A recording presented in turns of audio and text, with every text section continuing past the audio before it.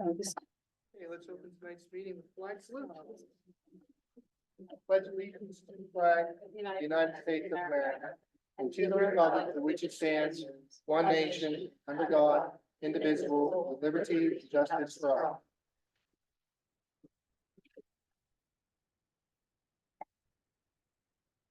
Okay, let's have a roll call. Mrs. Hoover? Here. Dr. Crew? Here. Mrs. Crew? Here. Mr. Krumanocker? Mrs. Krumanocker? Mrs. Lee? Here. Mr. Shell? Mr. Basil? Here. Ms. Zenshaw?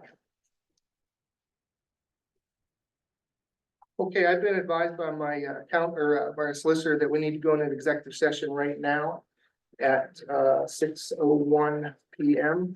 for legal and contracts. So I'll make a motion to go into executive session right now at 6:01 p.m. Want a second? Second by Mrs. Krug. All in favor? Aye. Any opposed? Motion carries. Four, check. Okay, I'll start over. My name is Molly Stein. My address is 704 Chestnut Avenue, Northern Cambria, PA. I'm here, I have a letter here that I will submit to the school board, so I'm just gonna go right off of here. The subject, inappropriate conduct by board president towards my daughter at graduation ceremony. Dear members of the Northern Cambria School Board, I'm writing to formally bring to your attention an incident that occurred during the graduation ceremony for Northern Cambria's senior class on May 24th, 2024 at Mount Aloysius College. My daughter, Riley Stein, was one of the graduates. During the ceremony, when Riley walked across the stage to receive her diploma, the president of our school board, Kevin, made a highly unprofessional comment to her. Instead of offering congratulations or a respectful nod, Kevin told Riley, "Good luck, bitch." Riley's immediate reaction was one of shock, which was evident as she looked up to the stands at her family. After the ceremony, Riley stated she was 100% certain of the comment that Kevin made. Why would Kevin make this comment to a minor? For context, Kevin had coached Riley during her sophomore year in softball, where she was a starting pitcher for 10 games, including a playoff game, and contributed significantly to the team. Despite her contributions, Riley was the only starter who did not receive a letter. Earlier this year, Riley and some peers proposed to the school board moving their home field from the middle school to the Spangler Rec Complex. The girls were successful in their endeavor. It was evident that Kevin was not satisfied with the result, as he concluded with the statement, "Good luck, girls, you'll need it." Before the graduation ceremony, Kevin acknowledged Riley with a "Hi, Riley," but she did not respond. Were any of these instances cause for Kevin to act in such an unprofessional manner? Following the incident at graduation, Kevin attempted to contact my 17-year-old daughter, Riley, on June 2nd, leaving her a voicemail and text messages. Kevin's tone began to escalate while calling her allegations crazy and mockingly requesting a call back from her father, or me. Kevin also stated that he would be ready for them, in what I took as him patronizing my daughter. Given that Riley is a minor, her father and I felt it necessary to report this to the appropriate authorities. We filed a report with Safe to Say and the Northern Cambria Borough Police. Our primary concern is ensuring that such harassment stops and that similar incidents do not occur by this representative of the Northern Cambria School District in the future. It is imperative to address this matter to minimize any liabilities for the Northern Cambria School District. As a parent, it is my duty to bring this unethical conduct to light. I trust that the Northern Cambria School Board will discuss the facts and decide on the appropriate course of action. We are grateful for the education Riley has received and do not wish for this incident to tarnish her experience.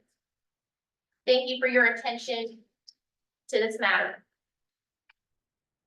Thank you. Okay, Billy, Bill Stein, graduating ceremony. My name is Bill Stein. I live at 226 Bar Avenue in Northern Cambria. I'm here to discuss a situation in which our board president was inappropriate with my daughter at graduation, and it continued 8 days later after graduation. As Molly has already given the entire story, I'm just going to go ahead and recap everything really quickly. Kevin was my daughter's softball coach her sophomore year. She played 10 out of 17 games, whether in the field or as a pitcher. That would have earned her a letter. She was not awarded that letter, and I explained to my daughter, you don't always get what you deserve. While upset, she moved on, even though she was directly slighted by Kevin. The next event was the board meeting, which involved the move to Spangler. My daughter and a few of her teammates and a number of the residents spoke at this meeting. Ultimately, the board voted unanimously that the move could happen. But once again, as my ex-wife had said, Kevin spoke on making an off-the-cuff statement that was unnecessary. He said, "Good luck, girls. You're going to need it." To me, the statement would prove that he did not want to vote for the move, and he wanted to let people know without directly stating it. Now on to graduation night. Said hi to my daughter, and she did not acknowledge him in any way. I have taught her not to be confrontational or say things negatively, because once you say something out of frustration or anger, you can't take it back. As evidenced by what Kevin said to my daughter at graduation that night. He said, as she walked away after you had given her the rose and shook her hand, you turned to her and you said, "Good luck, bitch."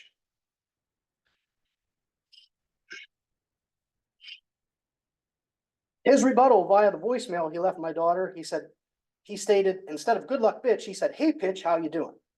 Via the text messages he sent a few hours later, he stated that he said, "Congratulations, pitch." Neither of these are obviously true. My daughter was never called pitch by Kevin at any point during the time she played for him or the 10 games she played her sophomore year with him. Contacting her was not only inappropriate because she's a minor, but the way he said that it was crazy that she would ever think that he'd say something like that. At the end of this, if I have time, I'm going to play it for you. My daughter took the high road by ignoring you and avoiding confrontation, Kevin. I'm sure at this point you wish you'd have bit your own tongue. I believe that you should step down as president and from the board yourself, so you don't further compromise the integrity of the school board or Northern Cambria School District after yourself. You, even when you are not acting as a board member, are still responsible for your actions in public and private, and are still viewed as a representative of Northern Cambria School District. In closing, you should look at this series of knee-jerk, emotionally charged actions that took place with one minor student and realize that you were wrong and accept the responsibility for your own actions. No one else is yours.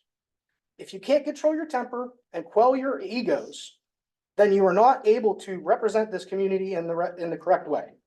Now I'm going to play this. This was the voicemail from Kevin. Excuse me, Mr. Stein.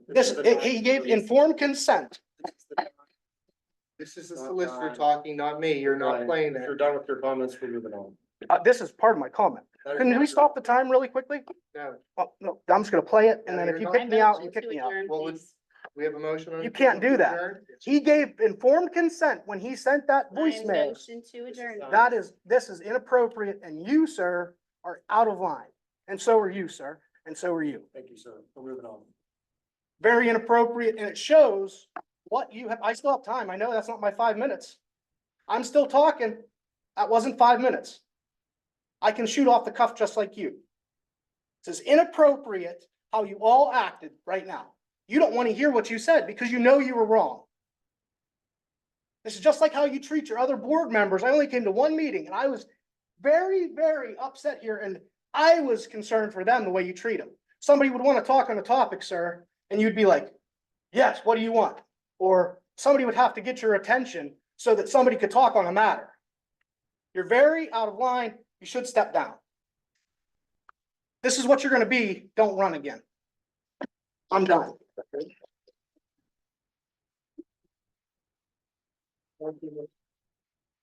You're welcome.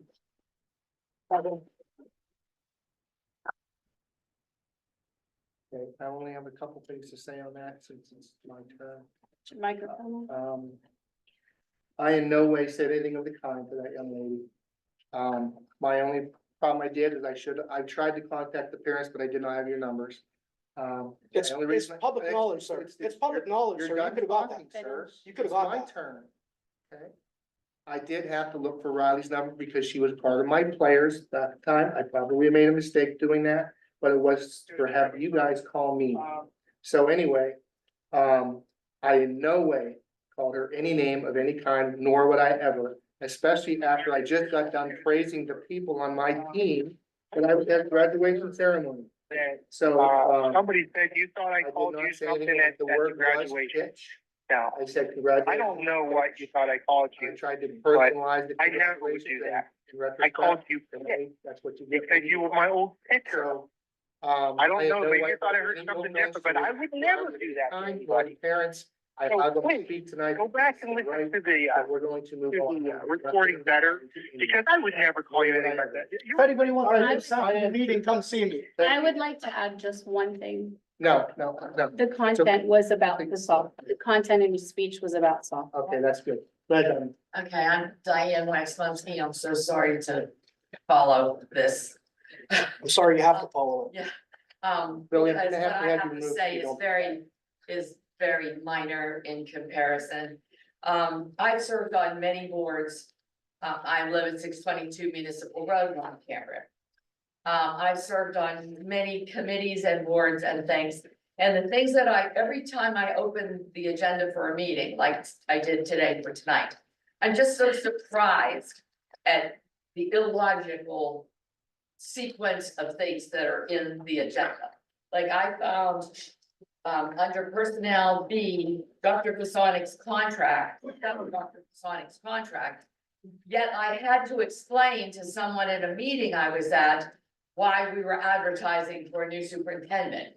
And so it's always, we make the front page and then something's in the agenda that seems to contradict the sequence of events, like you would negotiate with Dr. Pasonic, and then if for some reason that's not going well, you would still have 6 months to post and advertise in the community. And it's just so illogical.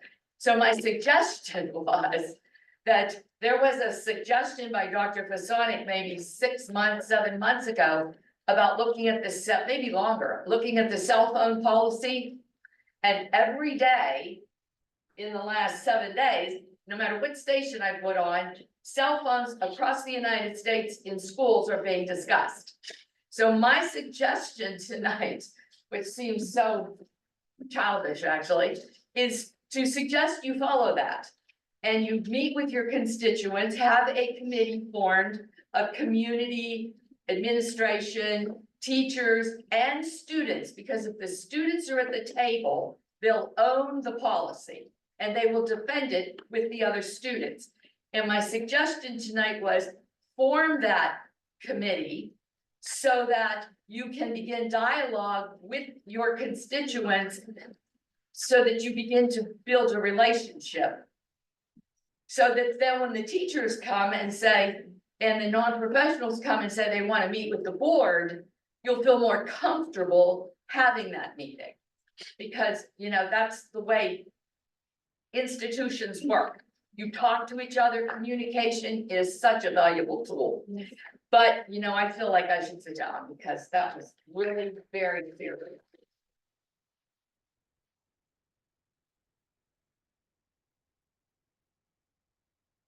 Okay, superintendent report. I have nothing tonight other than what will be covered in executive session. Okay, we'll go to principals, elementary. Oh, this is my fault. I forgot to text them. I'll get them in a moment. I'm so sorry. All right, well, I'll tell you what, We can we'll come do back. it later if that's okay. That's all right. Business manager. Yeah, I have nothing other than we have to go over after, I do, other than I put on your desks the RFP, a request for proposals for the real estate appraisal services. As you can see in that, I have a meeting scheduled for tomorrow at 11 o'clock at the high school for any interested appraiser that wants to send in the actual proposal on the 18th. So I've made it as a requirement, because what I didn't want to have happen is have every appraiser come in at different times and not all get the same spiel. So my intent is this: when we meet with those, and any board member is welcome to come, and I would appreciate if some would show up. My intent is to show her the maps. The maps are enclosed in the proposal that I've given you. Show her the maps, tell her to exclude everything above the road that goes behind the high school. Gonna ask her to do a couple of options: the entire building with the entire student parking, or the teacher parking lot. And as you can see on the map, there is a small section that the students park on. That's a total separate parcel. I'm gonna ask her to quote that separately. I'm gonna ask her to quote the entire piece from the school, the building, the road behind the building down to and including that other parking lot that's a separate parcel. And I'm gonna also ask that she, if she can, or they can, do an appraisal if there was a line drawn through the center of the breezeway, where the top and the bottom building would be separated. If that's something they can do, if that's not what the board wants, then just let me know. I have to have some direction. If they're in doing an appraisal, I know there's been discussion about maybe continuing to keep the top half of that building. So if that's going to be the case, we certainly should have some knowledge as to what the bottom part at least is worth on its own. Is it possible to split the building before the bottom's been demolished? Like, will they be, is that, or you're going to ask them if that's possible? Well, what I think what can happen, and again, this is on your lead, is say if the building is demolished, if there's nothing down there, what would the value be?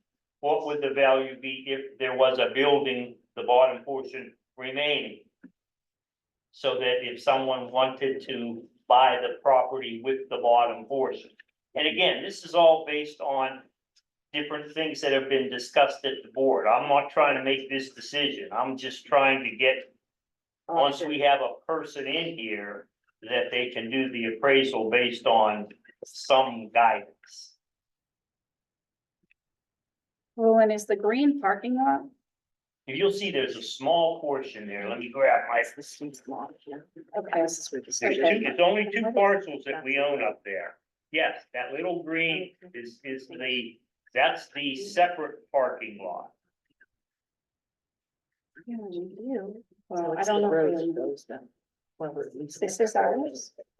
This is what we're gonna do, because it's not connected. This is a separate, this makes me. So if you look at the pink portion there, you see Campbell Avenue Yeah. as a curved line behind the building. Going to say to exclude everything to the right of that. It quote on everything in the pink, then quote on the green separate, and then split the building at halfway through the breezeway, if that's something they can do. And I think that would give the board all the options that they could possibly consider to get rid of or do what they want to with the property. I know there is not gonna be an overwhelming turnout. I know of one that's coming. Everybody I called, no one responded to the ad. I reached out on the phone to different agents. You have to specifically be a commercial appraiser. And two of them that I've spoken with were not from Cambria County. The only one that is coming is from Cambria County that I'm aware of. Both said that they had no comps that they could use and it would be difficult, so they denied the offer to come and meet at the meeting. Do we have any idea what it's gonna cost? Well, here's what's gonna happen. They're coming on the 5th. They're gonna look at it. Then they're gonna do and give us their proposal, which will include their price, based on what we want them to do. But for their services, we will have to pay them. Yes, Part of the RFP. yes, that's what they will give us on the 18th, what their cost will be to provide those services. Thank you. 18. Karen. It's, yeah, sure, absolutely.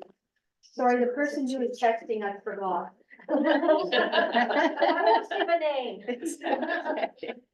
Okay. So I guess what I need is a yes, no, or a maybe from the board as to whether that sounds correct or if that's how you want me to proceed tomorrow.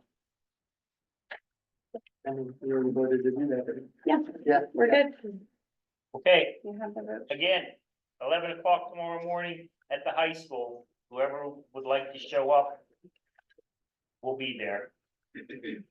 Okay, elementary school. Okay. Good evening, everyone. First off, I'd like to say congratulations to the May Students of the Month.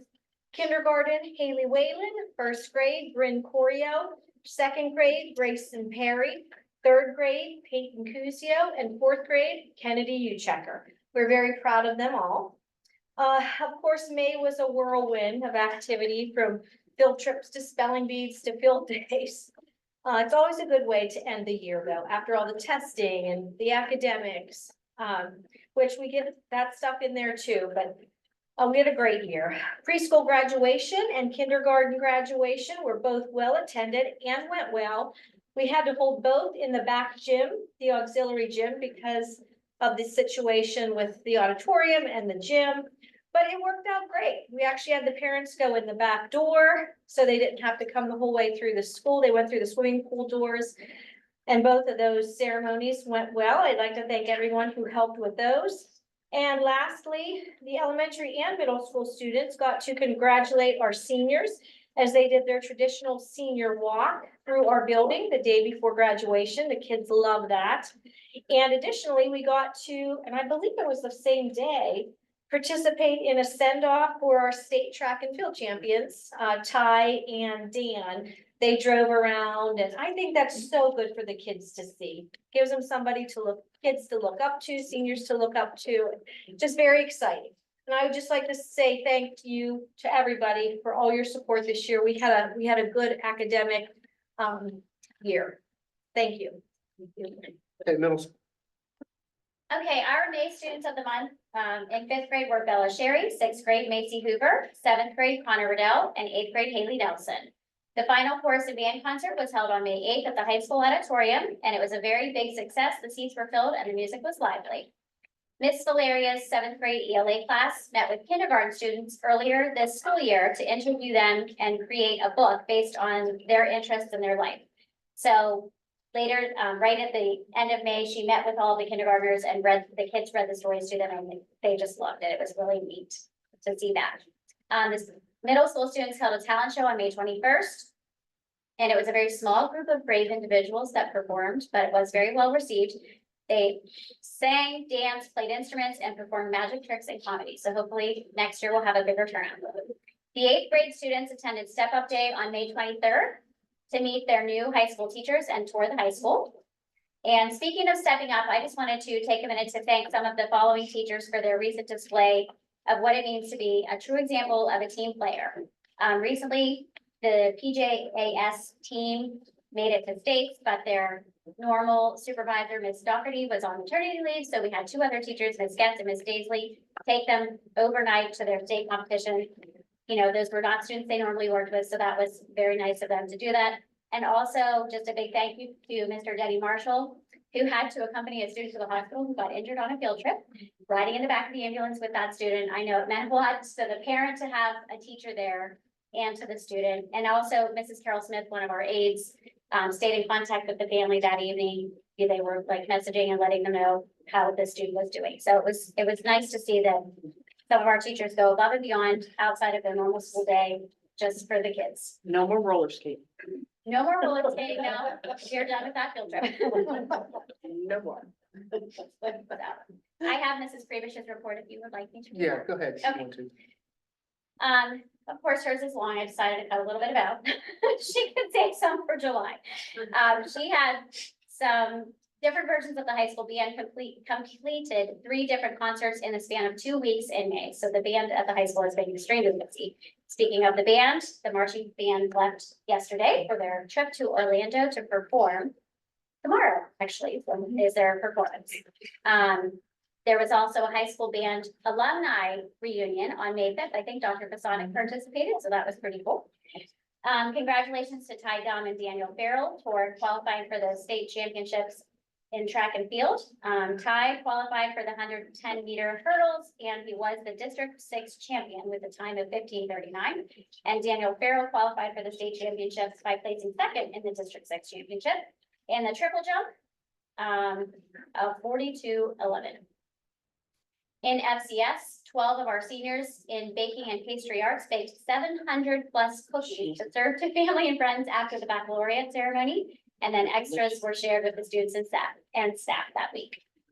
Friday, May 24th, NCHS held their commencement exercise for the class of 24 at Mount Aloysius College Athletic Convocation and Wellness Center. The gym was full of family and friends of graduates who came to celebrate their achievements. Daniel Hendrick was named class valedictorian and Caden McConnell was class salutatorian. All students in this class were eligible to graduate, and we couldn't be more proud of their accomplishments over the past 4 years of high school. The Northern Cambria Drama Department participated in their first ever Isaac Awards in Altoona, which is a local competition for area schools and their musical productions. We were nominated in several categories, including Best Supporting Actor for Ethan Jacobs as Benny Perkins and Best Ensemble for the contestants in Hands on a Hard Body. We were so excited to have one runner-up for the contestants for the ensemble. Plus, Damian Searle won MVP for his performance, and Elena Edmonston received a scholarship for Mount Aloysius. They were also awarded a monetary scholarship to be used next year for the musical, which is exciting. Save us some money. I just added that. The students performed the number Joy to the Lord and were outstanding. Thank you, everyone, for all of your support, and to Ms. Zenchuk for getting our school involved in this wonderful experience. It was such an honor to represent our school in this rewarding competition. Cannot wait until next year. Thank you. Okay, our maintenance supervisor will be Mr. Jeff Smith. If you wanted to say something, you can. If you're not ready, that's fine. That's, I had nothing yet to talk about, I promise everyone next. Okay, thank you. Anything on that at all? Mrs. Fasonic, nothing? In maintenance. Maintenance, no, actually just been working out great. He's been coming in and we've been trying to get things moving along. It's been difficult with no maintenance supervisor and with the move and organizing the staff, but I'm thankful for the team effort that we've had to get things moving. Did we have our summer work started? Our Yes. summer program. Okay, buildings, grounds, cafeteria. Okay, item A, site logic update. Good evening.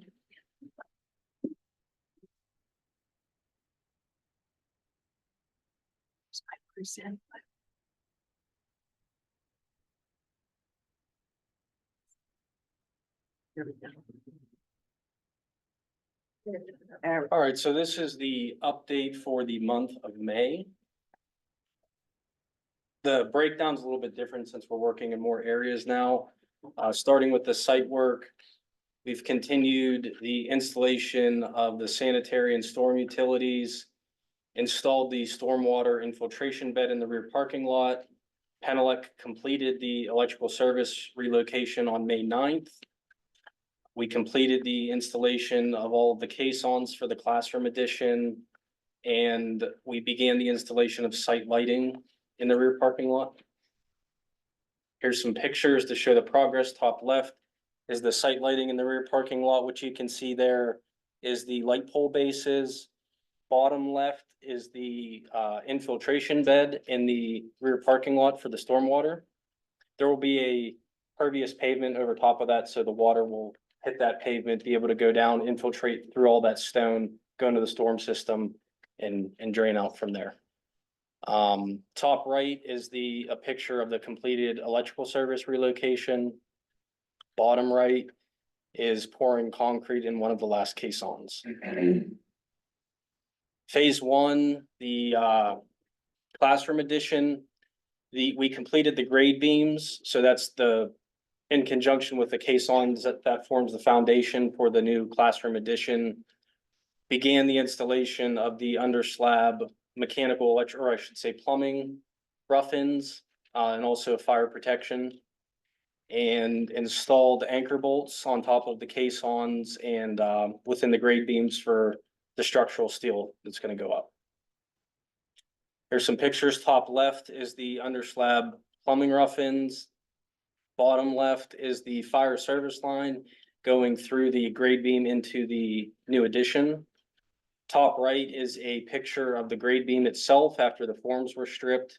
And the bottom right is the forms, and you can see the rebar cage. And you can see the anchor bolts in there as well, where it makes a 90-degree turn. Phase two, area D renovations, continued with painting and the installation of ceiling grid, and began installing ceiling mounted mechanical, electrical and plumbing items.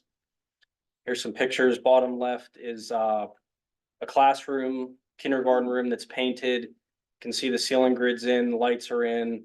And on the right-hand side there, you can see some of the ceiling devices, things like occupancy sensors, smoke detectors, things like that. On the right, the right, that's just the update on the painting, another room that was painted in that phase. Phase two, the gym renovation, work commenced in the gym.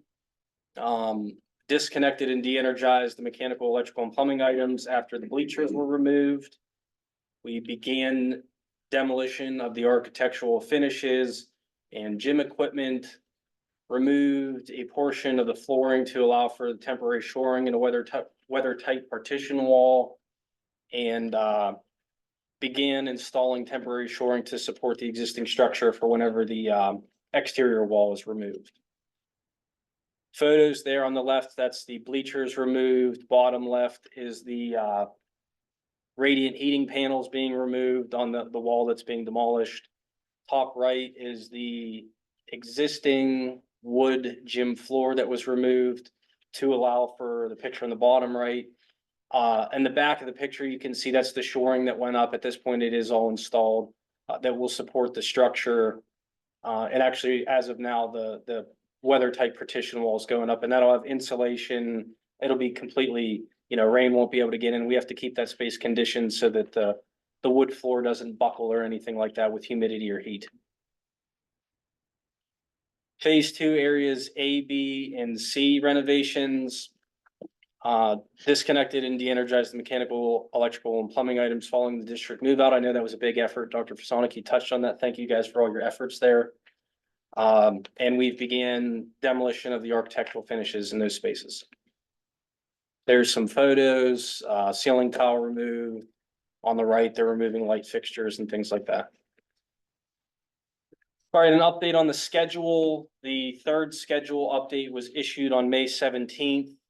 Phase one, which is the new classroom addition, is currently showing the final inspections to be completed on March 7th of 2025.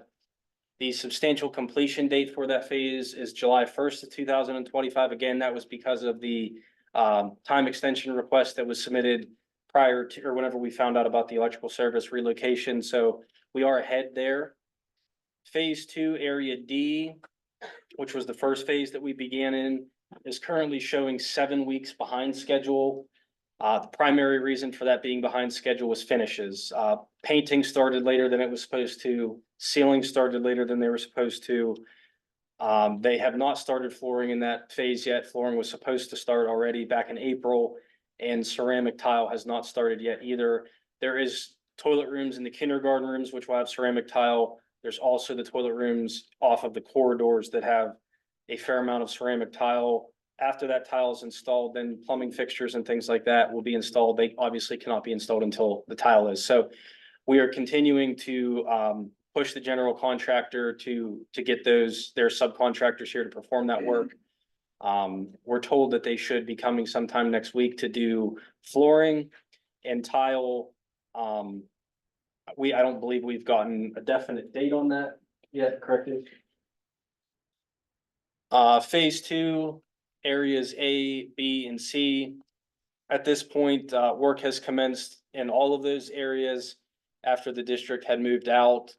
As we discussed at the last board meeting where I provided an update, we previously only had access to room C-117. Those other spaces were supposed to start earlier, but to not disrupt the education process, we waited till everything was moved out and the school year was over. Again, it is stated in the phasing plan that we were going to work through phases 2 and 5 in plus or minus 5, might have been 7 classrooms at a time. So it was covered there that they may not have that all at the same time, but just want to keep that on everybody's radar that there may be some work taking place. We went over with the district the priority spaces, but there may be some work taking place in those areas whenever students and teachers return for the 24-25 school year. Payment application summary, you all have received this in your update in the monthly report, but this month, for May, we did receive invoices from Fiore, the general contractor. Vrabel Plumbing, who is doing the fire protection, did not receive an invoice from K&K because they didn't have much work in May, and did receive an invoice from Bob Biter, the electrical contractor. Some of the project challenges, we've been discussing the electrical service relocation for quite a while now. And as I mentioned, it was completed on May 9th, so that item's closed. The next update, that'll be removed. We've talked about a potential case on remobilization fee. At this point, the general contractor, Fiore, has submitted a remobilization fee to us. We met with the district, the architect, and Fiore to discuss that remobilization fee, and we're still providing our comments and negotiating that fee with them. An item that has come up in May is the fire service line. They were, as you saw the pictures, they stubbed the fire service line into the classroom addition. They were making arrangements to do a water shutdown and tie that into the main. Whenever they did that, we were informed that by the water authority that there may be a meter pit, a meter itself, valves, and a backflow preventer required. So at this point, Axis, the architect, and their consultants are reviewing, and we're waiting to hear from them regarding what the needs are. We're likely going to have a meeting with the water authority and see where that leads. Update on the change management log. Everything in blue in the center column has been executed. The 2 items at the bottom, number 14, which was bulletin 1, that was approved at the last board meeting. That was for a credit for some site related changes. Another item that is on the agenda for later tonight is a credit for the waxing of all the vinyl composition tile floors, meaning the general contractor would not do it. The school district would assume the responsibility for doing that. There's cost savings there. The district can likely do it for a better price. In addition to that, you'll be able to use the products you typically use, follow your typical procedures.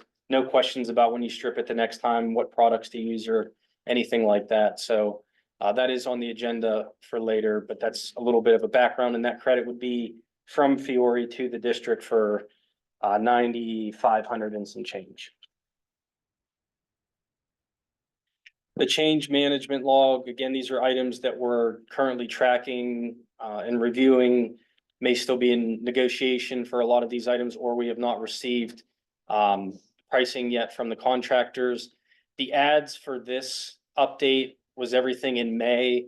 There was a bulletin issued to revise the floor finishes in 2 rooms, room A100 and B100. That is the weight room and fitness room. I believe we're still potentially discussing some other options in there. Data drop revisions. There was, data drops added. There's revised drawings showing, I believe, 4 or 5 drops in each room. So we have sent that out to, the contractors for pricing. Have not received a price on that yet, waiting to hear back. The rear parking lot curbs, there was some curb kind of like islands in between the parking spaces in the rear lot. After reviewing with the district, it didn't really make sense to have them there. So, we're waiting on or still negotiating the credit for removing them. They would just be painted with lines rather than concrete, so there would still be a mark there. It just wouldn't be necessarily a concrete curb. And as of the past few weeks, we have ran into some unsuitable soils in the rear parking area. There was a coal seam and some other just unsuitable soils, not good for bearing, that had to be removed. There are unit prices in the contractor's contract, so there was an allowance for that. We have CEC, the district's testing and special inspections consultant, has been tracking those. So at this point, I don't believe we should hit any more in the rear parking lot. We should be able to total them up and see what the impact is there. Any questions? Remobilization fee, is that? What is that? So going back to whenever we found out about the need for the electrical service relocation, where the existing direct burial line ran, it was underneath, we suspected it to be underneath 4 of the caissons. So we couldn't drill that until that service had been changed over. They had informed us when they planned to be on site. We told them that we weren't certain that the service changeover would be completed at that point in time. They still elected to mobilize their caisson subcontractor. They brought them out. We were hoping that with the duration of drilling those caissons, it would all work out. It went quicker than they anticipated. I believe they pulled off, it was April 28th or 29th, something like that. I do have record of it if you want it, at the exact date, but they had to pull off for about a week. They didn't want to let their rig sit here idle without, being on a job making money. Then they had to bring it back. So that's what they're saying, is that remobilization fee is because they couldn't complete their work due to that relocation. They had to pull off site to continue working elsewhere and had to remobilize, bring the rig back to the site along with all the equipment and whatnot to complete the caissons. And there was, I believe it was 2 caisson locations we drilled right through the direct burial electrical service. So it is good that we waited, because that obviously would have been an issue. Any other questions? One other thing I wanted to mention, it's on the agenda for later as well. We've been talking about, and John Messina had provided some updates on cameraing the sanitary lines in the locker room areas, and that he was unable to do so with the equipment he has. K&K Plumbing did provide a price for that. There's allowance hours in their contract. So the thought was to use allowance hours to camera that. So the price that you're gonna see later would be for the rental of the camera and the locating equipment and whatnot that we would need for 2 days. We think it's gonna take 1, but just in case there's any surprises, we put a do not exceed amount. So if it does, we don't have to come back with another board motion. That's all I got. Thank you. Thank you. I would like to thank Dave Whitmer. He's been really stepping up and helping out with, when Jeff can't be here, and then also helping us kind of tie between our maintenance supervisor. So thank you, Dave. Appreciate that. Okay.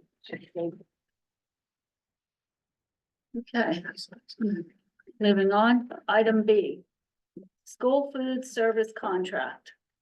Be it resolved, the Board of Education approves the 5-year food service contract for 4 yearly renewal options with the nutrition group, beginning with the 2024-25 school year.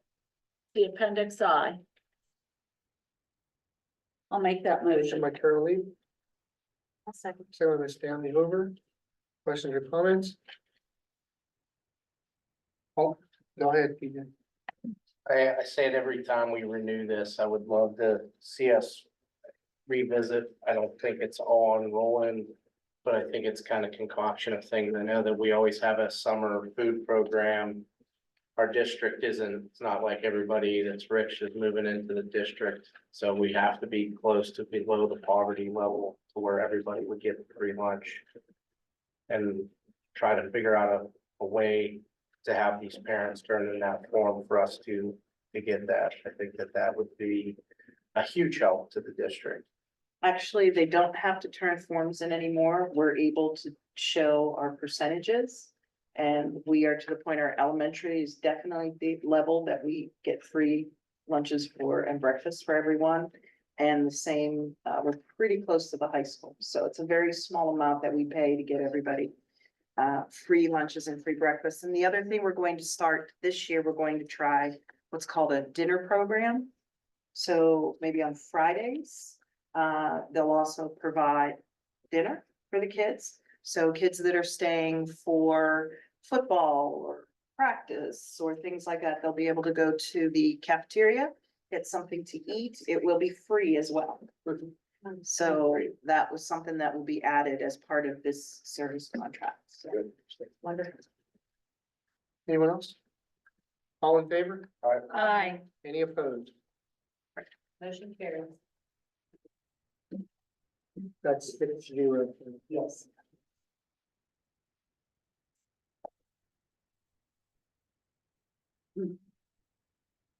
Okay, item C, this is for discussion only. Auction items, discuss rather than store items like the basketball backboards, weight room excess weights, and the wood metal shop equipment that the board decides to auction off. We should see about doing a small auction for just those items this summer. They are large, heavy items with the moving and storing of items being problematic and costly. If they are to be sold, sell them as soon as possible and not worry about the moving and storing costs. Yeah, I mean, if you go into the gymnasium here, you'll see that the basketball hoops are on the floor, and discussing it with Dave Whitmer, and, you know, for us to buy a rental or, you know, to rent some kind of a storage trailer to put those in and wait until we have more items. I don't know that we would make enough money on the items that we're gonna try to sell to pay for the trailers. So I think for those large items, rather than having our staff move them around from here to the trailer, then from the trailer to so that the public could see them, we attempt to try to do something to sell them at this point. Yeah, go ahead. I was thinking if we end up doing that, you could take pictures and put them on the website and let people know what items we could bid Yeah, on. That would that's- get the yeah. word out a little faster so people don't come in here through the construction and. Yeah, no, Yeah, that's would how just we talk would to our try to. solicitor about Yeah, that. and Roland, you might know about this, but there's state approved websites like Yes. Municipid. Where you Yeah. can put them Yes. online, and it's almost like the CoStar's in reverse, where you can then sell it without the public requirements, so they're looking at something like that. And I think what we, probably what would be best, we'll come up with a list of all the items that I'll share with the board. I'm talking with the tech ed teachers, been talking with the gym teachers, Mr. Shooty. What items are we keeping? What items are we not? And, Jeff, I'm sure can help me with that list. We'll come up with something. And, we'll share with the board, and then we can hopefully get an auction here fairly soon if the board approves. No other questions? Okay. Item D, change order, K&K Plumbing, I'm sorry. Be it resolved, the Board of Education approves the not to exceed change order to K&K Plumbing Company Incorporated in the amount of $530 for performing a camera survey of the under slab sanitary lines in the Area D locker rooms. The cost associated with this change order is for the equipment rental. This would allow for the rental of the equipment for 2 days if necessary. Allowance man hours included in K&K contract will be used for the labor. It's appendix 2. Do you have a motion? Motion by Mrs. Norman Krug, I'll second. second by Mrs. Carol Lee. Questions or comments on that, guys? All in favor? Aye. Any opposed? Motion carries. Okay. Item E, change order. Leonard S. Fiore. Be it resolved, the Board of Education approves the credit change order GC 06 from Leonard S. Fiore Incorporated in the amount of $9,534.32 for the waxing of approximately 29,968 square feet of newly installed VCT flooring. Upon the execution of this credit change order, the district will wax the newly installed VCT floors in lieu of the Leonard S. Fiore. Appendix 3. I'll make the motion. Motion, Mrs. Carol Lee, Second. second by Mrs. Norman Krug. Questions or comments? All in favor? Aye. Anyone opposed? Motion carries. Anyone else now? That's it. Okay, business and finance, item A, sportsman, be it resolved, the Board of Education approved the purchase order request from Mr. Dan Pajek for football supplies in the amount of $2,573.84 as per attachment number 1. I'll make the motion. Sarah, Mrs. Carol Lee, questions or comments? All in favor? Aye. Any opposed? Motion carries. Okay, item B, GASB 75 valuation proposal. Discuss the proposal from Holly Consulting Group to provide GASB 75 valuation services for post-retirement medical liability. The report will cover fiscal years ending June 30th, 2024 and June 30th, 2025. The cost for the service is $3,600 and the details are outlined in attachment 2. Anything on that, Mr. Pronich? No, we have that done each year. This is the same guy that's been doing it. This reflects a couple $100 increase. And that amount is annually. That's not for a 2-year contract. So, Okay, we'll make sure we put that on the regular meeting motion. Anybody have any comments or questions on that, guys? Okay, item C, LaCourchick Sporting Supplies, discuss the purchase of standard velocity 22 long rifle ammunition for the rifle team in the amount of $2,600 as per attachment 3. same deal. We have, the rifle coach and Dan Pajak contacted me for the quantity of ammunition that they needed. There was a, company was pushing, a decent price. I said, let's try and see if LaCourchick's could match that, and they actually, did beat it a little bit. So that's not until July, but I wanted to go ahead and get the board's approval. Since it's over $2,500. Any questions on that, guys? My only question would be, and you probably can't answer, now the number of students that we have on the rifle team. I'm just, as long as it's a flourishing team, Pardon? as long as the team is We flourishing. had, Oh, okay, we had 15 last year, only lost 1 senior, so we have at least 14 kids coming back, that's not including the 8th graders coming up. okay, It's thanks. Dan, this is practice ammo. This isn't. everything. Oh, it's everything, Yeah. okay. Okay. Okay, item D, PSBA dues, discuss the membership dues to PSBA for the 24-25 school year. For the following, standard membership is $3,848.22. Policy maintenance, $1,065.00 as per attachment number 4. Same thing, we usually buy those 2 items annually. Any questions or comments on this, guys? Okay, item E, Sapphire contract renewal. Discuss the software renewal of the contract with Sapphire for our student information system. The cost for Sapphire software for 23-24 was $25,318. According to their email for renewal, the cost for 24-25 1-year renewal is $26,077.54, the normal 3% per year increase. If we choose a 5-year contract, 24-25 renewal will be $26,837.08, which is a 6% increase in the first year, but there will be no annual additional increases for 4 years afterward, and the price will remain at the $26,837.08 annually. So doing a one-year contract for each year for 5 years would cost $4,263.83 more than accepting the 5-year contract. I have not heard back from them yet, but I am assuming there is only an annual payment made even if we choose the 5-year option. That was your description, right, Mr. Clark? Okay. I wanted to read it like a Thanks for the story. long-winded, It's yeah. all right. Anyway, Does yeah, everybody understand the that? problem, the issue with Sapphire is that is what everyone uses. Everybody has their own module. And I talked to, Mr. Barr about, what it would take if another company would come in, maybe offer us a discount. He said it's so difficult, the training process that we've already have invested in our staff. He felt that, and Sapphire is working well for the staff, that we would not want to change in 5 years. So, Go ahead. My only question on that was, when I was told before by previous listeners, is that we can't do a contract that would encumber the following board. Are we allowed to do that? that's. Yeah, there's case law saying you can. Okay. Uh, That was my only question with that. Okay. That's an issue for the next board to deal with. I hate to say it that way, but you guys have. to. Okay. Okay, anybody have any questions? Go ahead, Peter.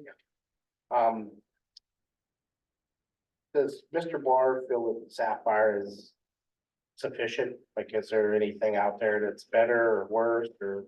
more So cost-effective? I've used many systems throughout my career.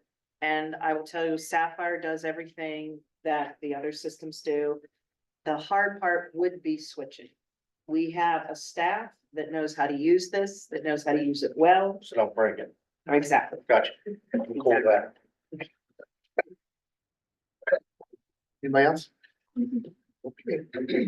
Item F, 5-year Microsoft renewal through IU13. Discuss the 5-year Microsoft licensing through IU13.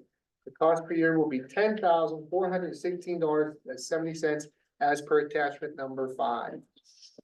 That's an annual amount. Yeah, and that's our Microsoft that all of the teachers, all of the students use. So, according to Mr. Barr, that cost, had we not gone through the PIU, he said it would probably be the normal cost around $16,000 to provide that service. So, according to him, that's the price for the next 5 years. However, if our numbers drop, we would still have to pay that same amount. So we're kind of locking in the pricing for the students and the teachers for a 5-year period. But it also includes if we have an increase in staff. So with the normal 3 to 4% increases, this is the best route financially, I believe. Any questions on that, guys? Everything? Okay, item G, gasoline and diesel fuel. Discuss the gasoline and diesel fuel bids received for the 24-25 school year prices will be dependent on the amount delivered as outlined on attachment number 6. Pretty self. That's for the fuel that's used in the transportation, the buses. So Tri-County gets that fuel. According to our contract, they pay us the first $2.50 a gallon. We pay what's above and beyond that. The only thing that I try to get them to do is if they can, when they're ordering, as you can see in the attachments, there are better pricing for higher quantities. So if they can somehow match up when they need fuel at, say, purchase line, they can get a half a load here and a half a load there and get the better pricing.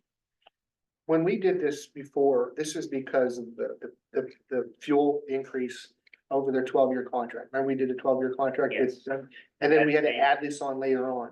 Is No, there, that's been there from day one. do they have a percentage increase per year with that, or we stuck that because they're 12-year? I think no, I remember I was trying to get an increase based on what the price was Right. then. That wouldn't go through. So it stated the $2.50, Okay. that's what they pay. All right. Do you know what year the contract went on that? I don't. It goes till remember. 30, 20, it's 2030. 2030. Okay. Any other questions on that, guys? All right, item H, 24-25 max capture agreement for school-based access participation. Discuss participation with max capture for service submission required for compliance with Pennsylvania School-Based Access Program, SBAP, requirements as per attachment number 7. That's a service that we use, everything that we do through our special ed department that is considered access billable goes through this company that, this max capture. They charge us a small percent or a small fee for each transaction. It's a big time saver for that company to help, especially with, we're now gonna go through another, change in staff over at the special ed department, so, this, this is something that I highly suggest that we continue to use. That's all for business and finance. Community relations, nothing at this time. Curriculum and instruction, I have nothing at this time either. legislation and policy development, item A, full-time employees, children, non-resident enrollment. Discuss the request of Mrs. Chelsea Daisley for her son William Daisley and her daughter Ruby Daisley be enrolled in the district for the 24-25 school year in accordance with the policy 202 eligibility of non-resident students at the tuition rate of $1,500 per household. And this is per attachment number 8. Anything to add on it, Dr. Son? No. Okay. Any questions, anybody? Okay. Item B, resignation of board members. Discuss the process of board members who resign from the board. Then, Mr. Shell, you wanted to bring that up. Yes, I do. So, as everybody knows, I'm very transparent. I don't hide anything or do anything like that. I will be moving out of the school district, so I will be formally resigning once my house is complete and I have a change of address. That's when I will formally resign as a Northern Cambria School Board member. But I wanted to kind of talk about the process, just so I know how it works, or how I did get a little counsel from Toby after the last meeting. So I just wanted to see how that process works, how to understand it, because the board's already dysfunctional. I don't want it to be more dysfunctional if I just peace out. So just being honest. Okay, item C, policy review. Oh, I'm sorry. so are we gonna discuss how that process will work at all? Yeah. Or can we? So the process, the resignation process is, whoever, PJ in this case, if he's concerned about himself, would simply issue a letter of resignation. The board would accept that resignation, or when he moved out of the district, he would be disqualified as a member. There would then be a vacancy. The board would have 30 days to fill that vacancy. If the board didn't fill it within that 30 days, somebody in the community, a taxpayer, could petition the court to have the court come and please appoint somebody. So, go ahead. Yeah, and that's sort of where my questioning to you was I don't know, I guess the social worker in me just looks at ethically, I'm doing the right thing because I know that I wouldn't be a part of the district and I wouldn't want to make any type of decisions in a district that I don't reside in anymore. So for example, I feel I'm okay to still be here making decisions because I'm still a current resident of the Northern Cambria School District. But I would hope the transparency down the road would be that we follow the same protocol that we've always followed and done those things. Otherwise, I just think that it's, nobody needs to care what I think. That's just giving my opinion. I don't know how the process would go, especially, I'm just gonna say it too. I know that everybody talks in a small community. I know that the Krumenockers have been rumored that they are moving out of the district. So if that would be the case, I would hope in good conscience, they would be doing the same thing instead of trying to make huge decisions for a district that they're no longer invested in my opinion. But that's where I'll leave it. All right, as legislation and policy development chair, if anyone wants to read school code on that matter, it's section 315, filling of vacancies. So you can go online and check that out for yourselves. Okay. Oh, go ahead. in the past, how were board seats filled? Like what's past precedent? I know that, Mr. Pelakowski was the next highest vote getter, so that's how he got his seat. So I'm wondering for others who have replaced, members who left, how did we do that? That predates my time, so I'm not sure exactly what the board would have done. Mike, did you have a question? Go Yeah, ahead. well, Were you? nobody knows the, Norma, you would be a good, Yeah, you were one of those seats, right, Norma? I How was, did you? I was appointed in like November, maybe November. I was already voted in and Roland. Did I take your seat? I don't know if you already did. I was already voted in to start in December. so I know Betty, I think it said Betty was appointed because she was the next highest vote getter on We the. we were, ballot sheet. we were voted in primarily, we had a couple of them leave and we started in December. I do believe that Well, elections full-time. ago, there was a use of the next highest vote getter. Right, It wasn't, it wasn't someone who won an election. correct. If the person would not have, if no one would have resigned, they would not have gotten the seat. That is correct.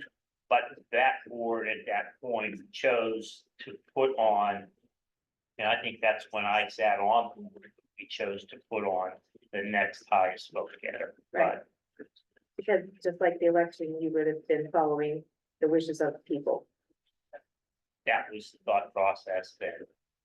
I also would have put my 2 cents in. I'm gonna be submitting to, the state. It probably won't go anywhere either, but I think that school board should also be just like jury duty. If you live in the district, you should be, if you're selected, you gotta serve 1 year term or something like that. I think it would erase a lot of problems. That's an interesting. Okay, anybody else? Yeah. Anybody else? Never heard of it. Okay.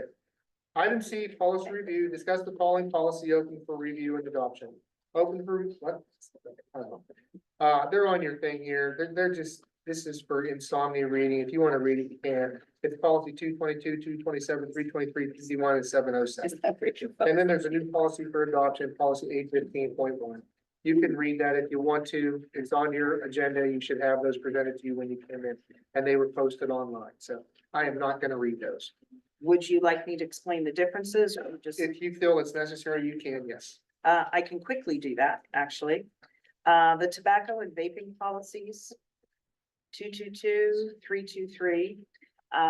What was changed in those was that it specifically listed Juul products as an example of tobacco and vaping. That was changed. Policies 222 and 323 are mandated policies.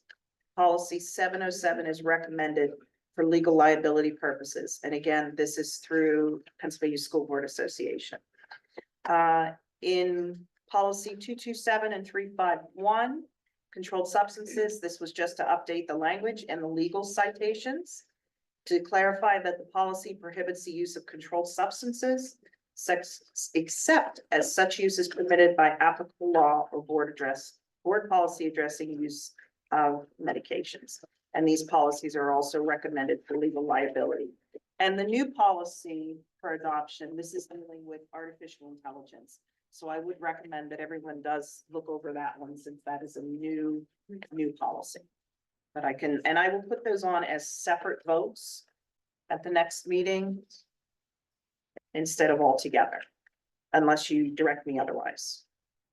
Let me, if you don't mind, as chair, can I just go over and recommend what I would do with those? Sure. And I'll even send it to the board, and if they choose to do separate, we'll do that. Okay. Item D, 24-25 school calendar update. Discuss adding 3 built-in snow days into the calendar as requested by Tri-County Transportation for the upcoming school year. We will still have 5 flexible instruction days to be used if needed. Tri-County will be here to discuss in our second executive session their concerns with the contract. And I know this board has mentioned previously about possibly using or having at least a couple of traditional snow days. So I've come up with a possible solution, maybe somewhere in between. where I've looked at the calendar and looked at some possible days we could use as snow days. I would still want to keep virtual days and have the autonomy to be able to pick and choose, because certain days we might be an ice storm, so it'd be ridiculous for me to call a virtual day. And that would be a traditional snow day. And there are costs associated with that, and that's what Tri-County wishes to talk about. So every time we do a FID day, they lose money. Because there's no transportation and their drivers don't get paid and the office staff doesn't get paid. Just want to make a quick note, during COVID, when they did not bus a lot of students, we did not get any type of credit back for the fees paid to Tri-County, correct? That was, no, but the state reimbursed. Correct, but I mean, we didn't change what we were paying them or No. ask for. No, you're correct. Okay. We paid them, they got paid as they were working. Correct. Thanks. And you could choose to do nothing. That's, Yeah. that's all I have. Probably makes sense to have snow days built in too. I'm assuming, does the end of the year, could it fluctuate now if you had days? I would prefer to not flex the end of year. Right, so. if I you have would like days to built in, set that Yeah. date so that we know when graduation is. Graduation is our last day. Otherwise, I've been in districts where every time you have a snow day, everything changes, Yeah. everything changes. But I have some other days that I think maybe I can do something with that I'll share when we talk about this in executive. Okay, thank you.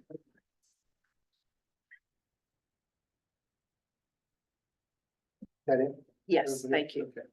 Okay. That's it for that. Under personnel, item A, guidance counselor.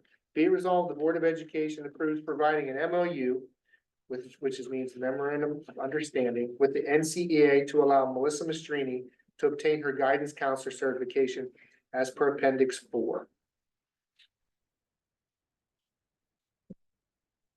So who was first? Okay, motion by PJ Shell, second by Mr. Mike Basil. Guys, any questions or comments? All in favor? Aye. Anyone opposed? Motion carries. Item B is Dr. Stone's contract. We will be discussing that in our second executive session tonight. Okay, so we're not gonna go into that right now. Item C, school position. Discuss the school position for the 24-25 school year. We have a lot of difficulty finding a school's physician. And currently who we have, she's wonderful, but I think her schedule is very busy. And a lot of times when we schedule things, they get canceled. So our nurses may be preparing for physicals, and then that gets canceled, and then that gets moved and the schedule changes. So I would just like the ability to be able to kind of reach out again. I tried this 2 years ago. We didn't have much luck, but again, so if any board members have any recommendations or specifics, I know Danielle, you gave me some contacts over at Indiana Hospital. It's just really hard to find someone that's able to do this for us. Dan?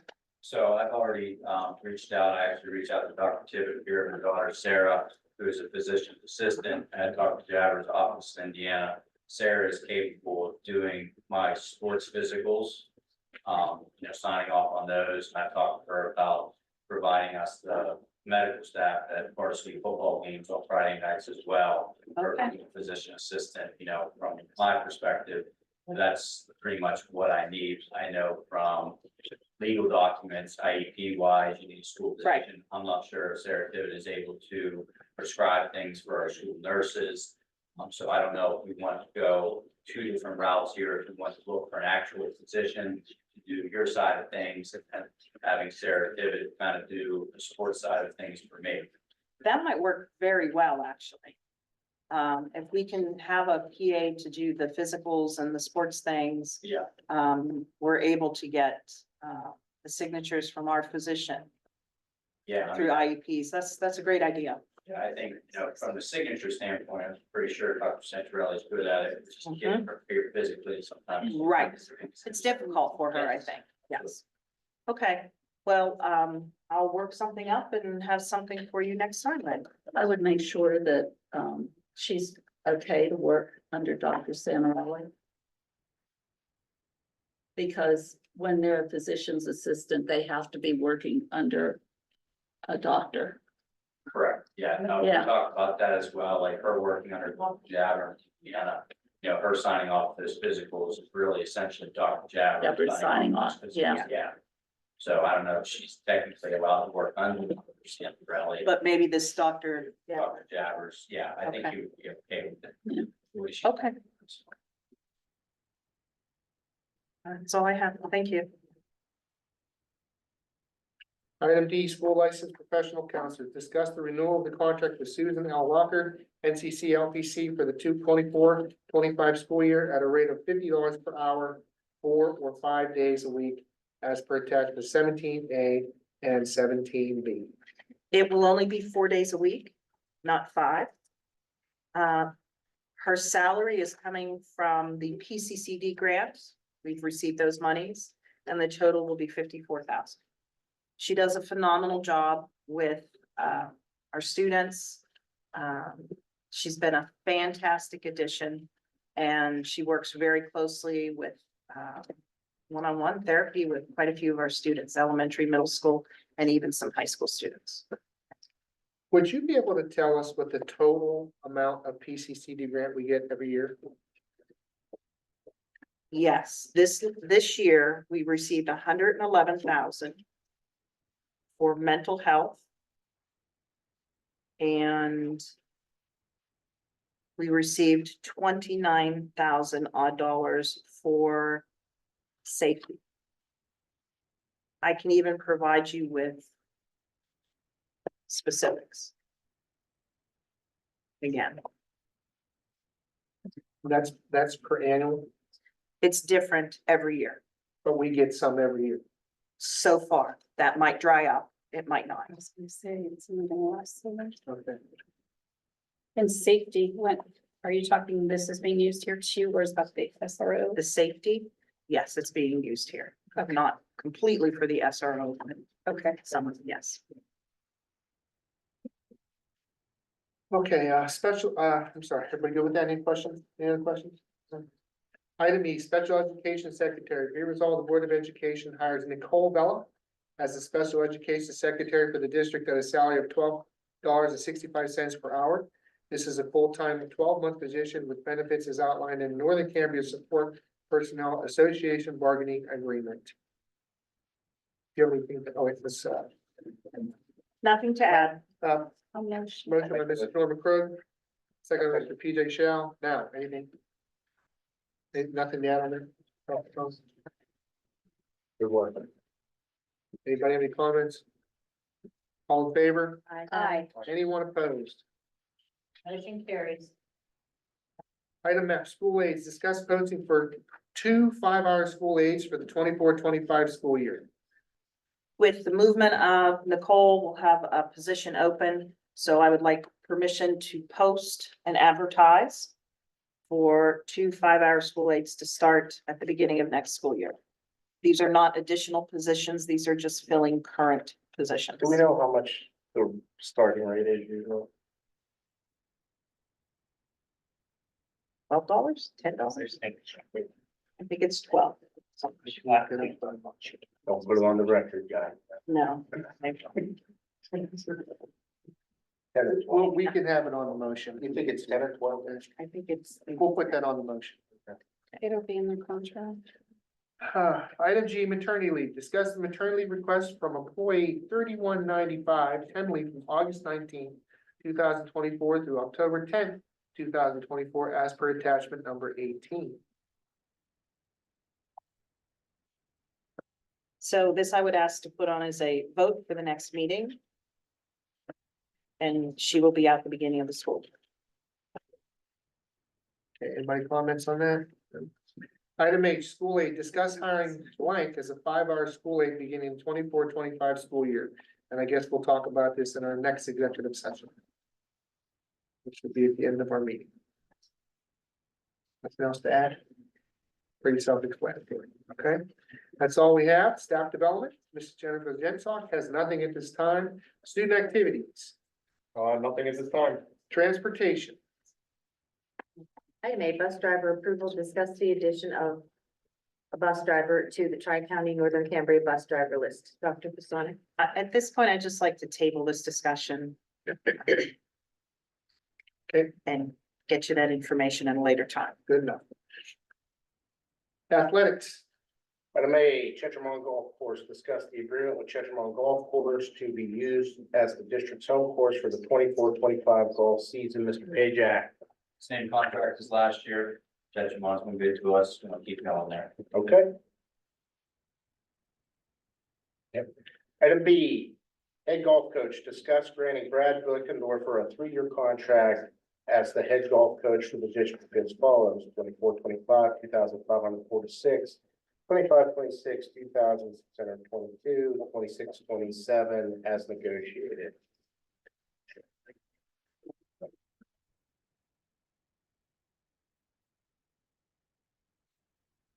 Good with that?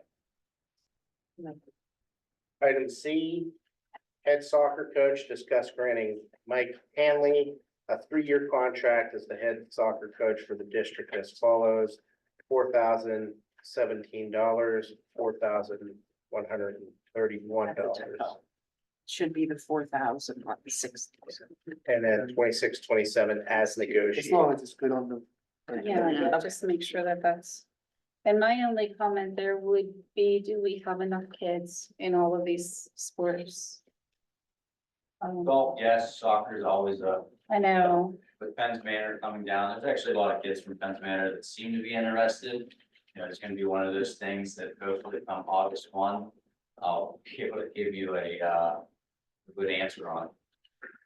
I know that we discussed it maybe before the beginning of the school year about asking Harmony too, if they had any players that they, because I'm sure we wouldn't be over or put us in a different category. Was that ever mentioned for soccer as well? I don't remember talking about Harmony in soccer.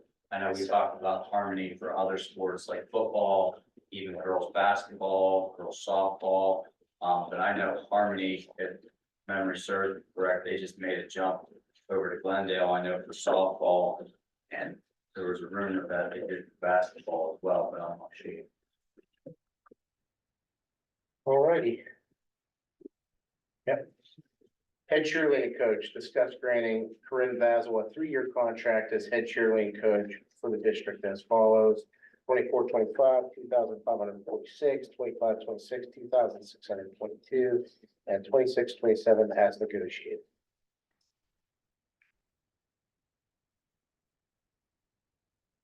No discussion. Item E, assistant coaches, discuss the approval of the following assistant coaches for the 24-25 school year. Assistant golf coach Nick Drum, 1,823. I don't need to read all these, right? It's all in there. You will read them at the regular meeting. Yeah, sounds good. Item F, trainer tables, discuss the suggestion of our athletic trainers having wood shop build 2 training tables for athletic trainers to work on student athletes. The current tables are very old and unstable. Okay, so I was talking to one of our current trainers and was asking me about facilities in the new building and what we would have in there. And I reached out to Hank, and the new training area is not, we did not provide for new tables in the training area. However, Erica is she's going for her master's in athletic training. Part of that is to design tables, and they built them for IUP. So I'd like to look into having tables built so that by the time we are in the new building, there are training tables ready for our kids to be worked on. And Erica said she'd help us out with, for free, to look at those and help design them. And if woodshop could do it, I would be willing to look into that. And if I can elaborate on that, Kevin, you wait. Yeah, please go ahead. Go ahead. yes, it's. Yeah, you're fine. Go ahead. Not just the tables, but I know in the past 2 years, it's been rough trying to find an athletic trainer. for our sports. I think that's kind of alarming to me. I didn't know if there's any programs, maybe, I know that our nurses have a lot going on, so can't send kids down to the nurse to just get taped up or do anything like that, but it would be awesome if we could reach out to like St. Francis or IUP and see if they have students that, can come down and do field placements and basically have these. Nothing against our coaches. I would just rather our kids have their ankles taped correctly during practice as well as not just for a game. Just my opinion. Very hard when an athletic trainer, and even the places like IUP, if you need to have one for them to come do the internship. Mhm. So that's the difficult. Well, I think I could easily get somebody to oversee them Okay, or work under them. Great. But as far as them having somebody to be there available with them all the time, as long as they have their clearances and everything. I mean, that's how, I went to Bishop Carroll, that's how it was done there.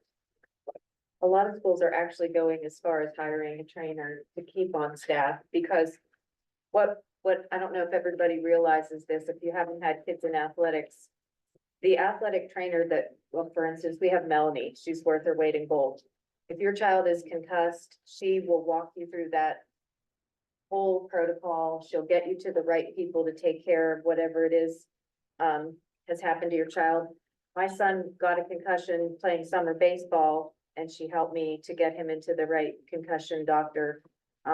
It's almost, in areas like ours, athletic trainers are almost a form of rural healthcare, because they work as the athlete's advocate. They'll find you the provider. They'll talk to you about the correct place to take your students. So if you don't quite know what's wrong with your child's, rotator cuff, Melanie will tell you, so that you're not, spending time going to different doctors that you don't need to see. So it's probably not the time to talk about it right now, but districts are moving to where they have an athletic trainer just hired to have on staff, and they also can do physicals.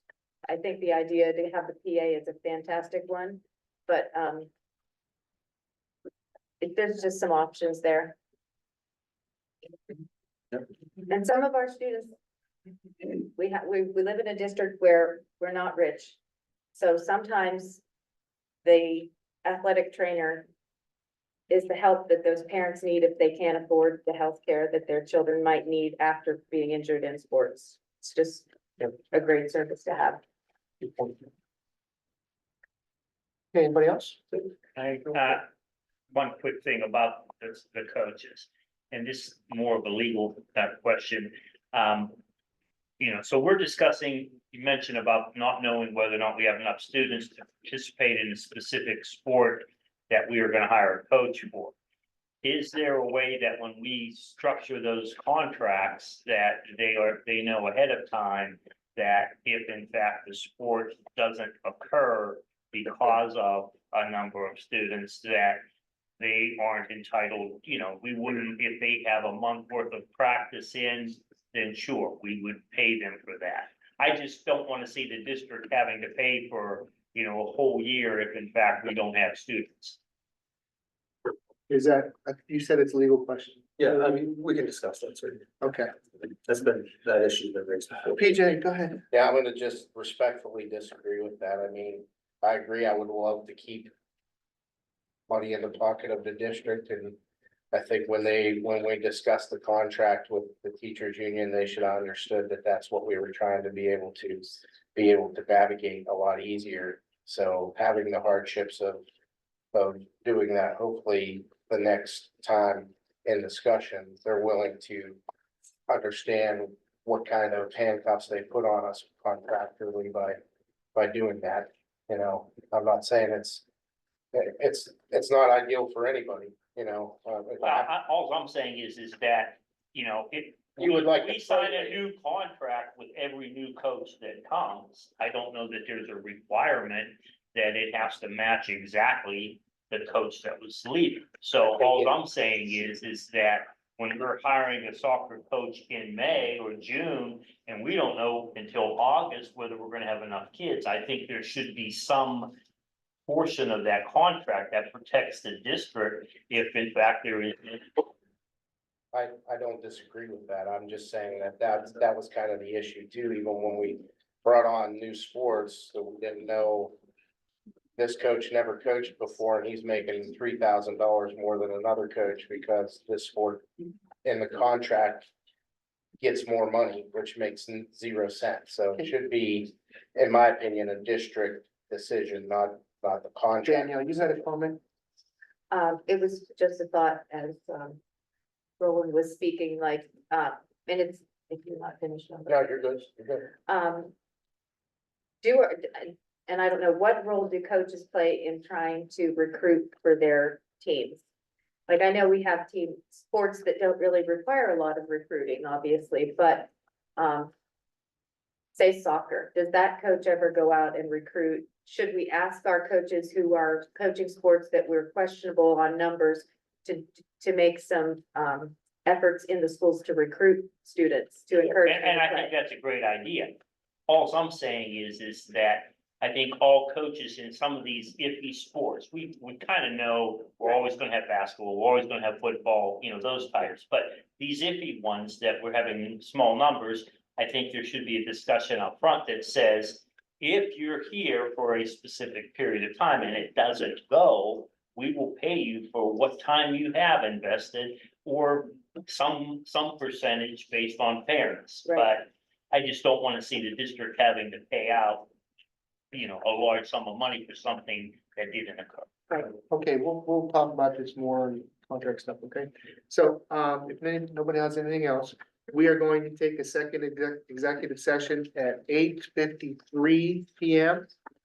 I'm sorry, 7:53 PM. And we do not know how long we're gonna be, but we will make no decisions on the agenda when we come back. So it's just for an executive session and, we're gonna do it at 7:53 PM. I'll make that motion, second by Mrs. Norman Krug. All in favor? Aye. Aye. Anybody opposed?